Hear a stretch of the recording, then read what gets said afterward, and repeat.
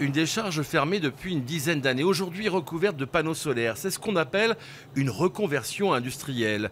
C'est le premier atout de ce site qui ne mobilise aucune terre agricole. Sur ce site qui enferme des milliers, des dizaines de milliers de tonnes de déchets industriels, eh bien on va produire de l'énergie pour les générations futures. Un exemple vertueux de la transition énergétique qui, sur près de 7 hectares, peut alimenter la consommation électrique de 4530 habitants. Un projet de 4 millions d'euros qui sera rentabilisé sur 30 ans. Une énergie verte qui est en train de s'affranchir de sa dépendance aux subventions.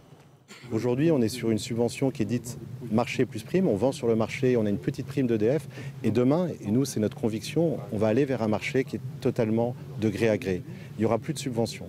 Et c'est comme ça que l'énergie solaire va, j'allais dire, se démultiplier et prendre toute son ampleur dans le mix énergétique français. Si la rentabilité de l'énergie solaire augmente, c'est parce que la technologie évolue. Ainsi, ces panneaux, fabriqués en France par une filiale du groupe Total, ont considérablement augmenté la performance de ce projet. Les rendements des cellules sont supérieurs à ce qu'on avait il y a une dizaine d'années. La puissance installée sur un panneau est 40% supérieure, c'est-à-dire qu'à l'origine du projet, on avait 14 400 panneaux et maintenant on n'en a posé que 9 400. Pour boucler ce modèle vertueux, l'entretien végétal du champ photovoltaïque sera confié à des animaux par la voie du pâturage. Des réserves d'eau sont déjà installées pour alimenter le troupeau.